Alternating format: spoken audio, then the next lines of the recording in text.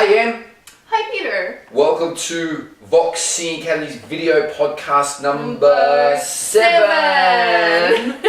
Thank you for coming back down again. Really appreciate it. And guys, if you like this podcast, please subscribe.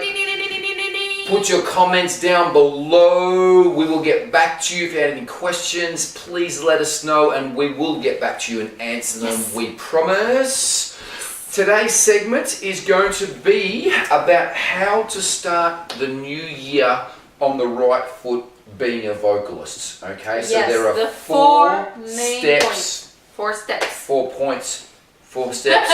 4 points. Whatever's in the title there, you guys. Whatever's in the title there, 4 points. We're going to give you the tips to set you in the right direction for 2019 to set you up. So starting it off, Em, here is really setting goals. Yes. Is a big one. Yes. Not just in singing, but in life. Okay. Commit them to writing. Write it down. Yes. If you don't write it down, it's just a thought. It doesn't mean beep. Write it down, guys, please. And then I put all my goals. I put it in somewhere where it's prominently written. I've got stuff all over the house here. Prominently where I can see it, especially where I'm going to wake up and see it first thing in the morning or before I go to bed. Okay, I'm always saying this as well too. So commit to it. Write it down. Don't write 100, guys. I would be probably recommending only writing to do with your voice, probably 3 or 4. Just small goals that you want to do, whatever that might be. Work on my falsetto, write my first song, record my first album, do my first performance, do my first tour, whatever it is. I would be just setting 3 or 4, not 10 or 15, because then you can't focus on 10 or 15. Please narrow it down to 3 or 4. That's what I've been doing. Set goals, commit it to writing, and work towards it a little bit every day, even if you're friggin' busy. Like your students who has that project, who has 2 children. You know, I say I've got students that have got children as well too. And they say, oh look, I'm too busy. Well, I say, look, what time do your kids go to bed? They go, well, 9 o'clock. Well, I said, what are you doing between 9 o'clock and 2 a.m.? Okay, well, it's time to go and do it, you know. Let's do it then. Let's write then. Let's record it, whatever it might be. So, and even if you if you had a really busy day, do 10 minutes. Do 5 minutes of scales, 5 minutes of singing. That's better than not doing anything at all. And you know what I also find? I find this with exercise as well too. When I'm going, oh, I'm too tired to exercise. It's 1 o'clock in the morning. I don't want to go for a jog. Once I get started and do something, I normally do it longer anyway. Yeah. So I say, I'm going to go for a jog for 10 minutes. I don't know, well, Jesus Christ, I'm out here now. Am I allowed to say that word? No, why not? But no? Beep!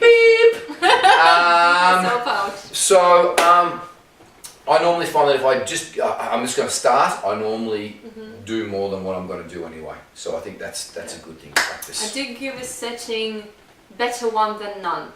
Yes. So if you were like, oh, I don't want to practice, I just want to stay in bed with cheesecake and cats, that's great. You have stay in bed with cheesecake and cats, but go and do 1 scale. One. Go and do 1 something that will bring you closer to your goal. Go and write this 1 important email to like a sound engineer whose help you are hoping to enlist. Or go and I'm spreading there, you know what I mean. Look, I think that's a really big thing. A lot of people talk about motivation, and I also say, I can't get motivated. And pick something that's really small to do. Even just say, I'm going to get up and I'm going to do the dishes. Because you get a feeling of accomplishment. I've done the dishes. Okay, now let's go and write. So let's go and do a scale. So just pick something small if you're feeling unmotivated, and you're going to feel a bit of pride in just doing the dishes. And go, so look, let's just go and try to, I don't feel like singing today. Let's write some lyrics. Let's write some poetry or whatever it is. Leonard Cohen had a great saying. And he used to write poetry and lyrics every day. If he wrote 2 good lines for a week, he had a great week. Yes. That was one of his favourite sayings. So, again, don't be too hard on yourself like Leonard Cohen, but just go and do the best you can and always have some fun. So, goal setting's the first one. Set your goals, write them down, and set small ones, but also don't be scared as well too of setting big, grandiose goals. Guys, because if you don't dream big, you're not going to fathom it. So, if you want to become a rock star, you want to tour the world, you want a record contract, you've got to put it out there. Look at Emily's going, well, I'm freaking sorry because I deal with people with record contracts all the time, okay? And you've got to come in and do it. And that's beautiful, we're all different. We are all different, and you just might want to just sing a song for the church choir or at home in front of your peers, and that's fantastic as well too. I'm going to tell you a little story here. When Joel from Airborne came in to see me, and I think he came in to see me, if I'm not incorrect, when he was just about to record his first EP, the Ready to Rock EP. And he came in to me and he said, he strutted in, black jeans, black runners, black t-shirt, AC/DC t-shirt, no, Metallica t-shirt. And he said to me, he goes, I want to create the biggest band in Australia. And he dead set eyeballed me, looked me in the eye, dead serious, and said, I want to be in the biggest band that's been since AC/DC. And I went, fantastic, let's do it. He was dead serious. Mm-hmm. And they are huge in Europe. Have a look at them playing Sweden Rock. Have a look at them playing Stonosphere, guys. Google it. They're playing to 100,000 people over there. So they're huge over there, not so big over here, but massive, absolutely massive over there. So if that's your goal, you've got to put it out there. And if you work hard enough, it will come true. Yes. Anything will happen. Okay, next point. Number two. You must be passionate about what you're doing and enjoy what you're doing. And if you haven't found your passion yet, find it. Now, a lot of people love singing, so they find it that's naturally their passion. Now, you don't have to go out and want to be a professional singer. You might just want to go and sing in the choir. You might want to join the local theatre group. You might want to do some different things like that.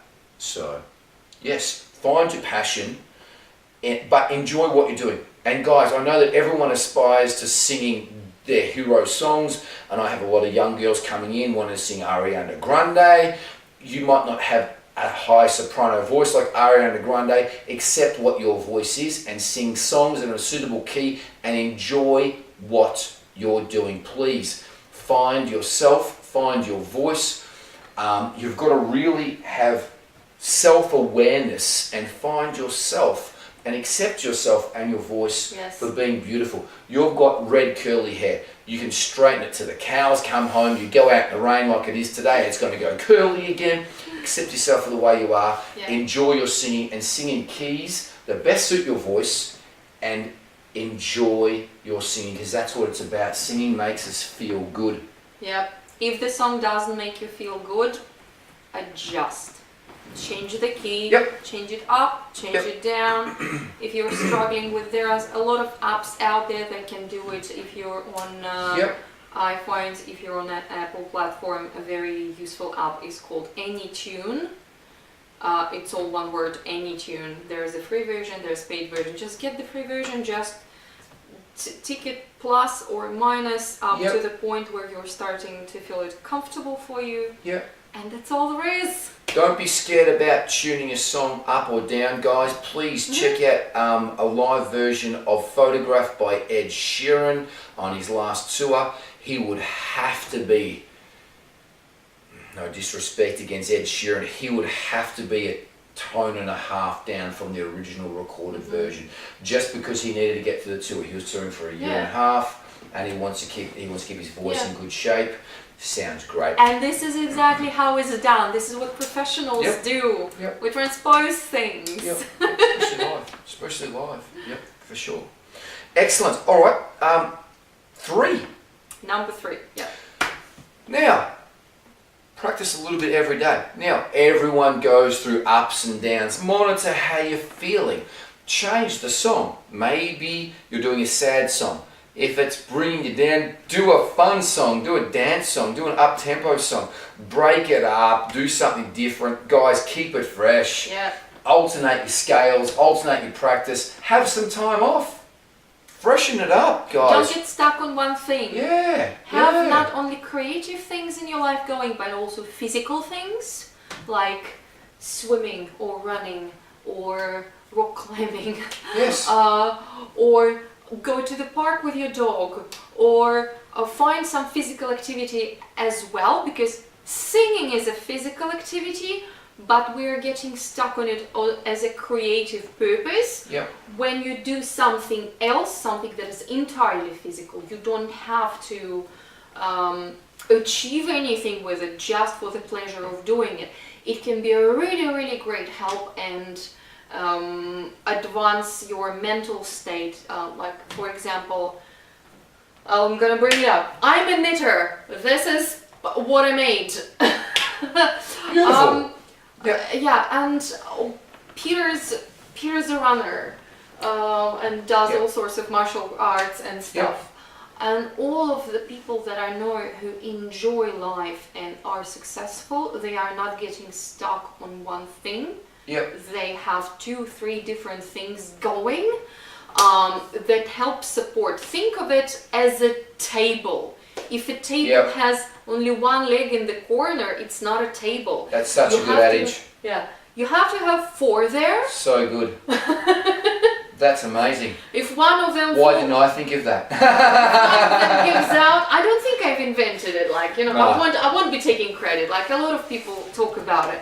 So have a really good stable table. Build it. Something where you can put your life on and have it. If one of the legs gives out, you still have the 3 to lean upon while you're fixing this one. Fantastic. Really good. You gotta have that. And, you know, everyone's work-life balance is different as well too. You gotta find that as well too. You gotta just be happy doing what you're doing. No one wants to work 120 hours like I do, but if you can do it, do it. Okay. But you gotta be happy doing it. I'm not going, oh geez, I don't think I've ever complained about going, geez, I work too much, or I've got to do this, or I've got to do that. I say, look, I prioritise things, and I get back to the most important things, but yes, I enjoy, most of the time, I enjoy what I'm doing with work. If you're not feeling what you're doing right now, change activity and come back. Make sure that you keep your points 1 and 2 in check though. Make sure that you're still pursuing your goals and this other side activity is not taking up all of your time. And make sure that as soon as you want to return to your main goal, as soon as you feel passionate again, go and do it straight away. 4 a.m., go and write a song. Go sit down in your garage. Like, I recorded so many songs just sitting in another room in the kitchen, literally under a blanket with a microphone and a laptop. It's a thing. So whenever you feel you want to do something, go and do it. Every teeny tiny step helps.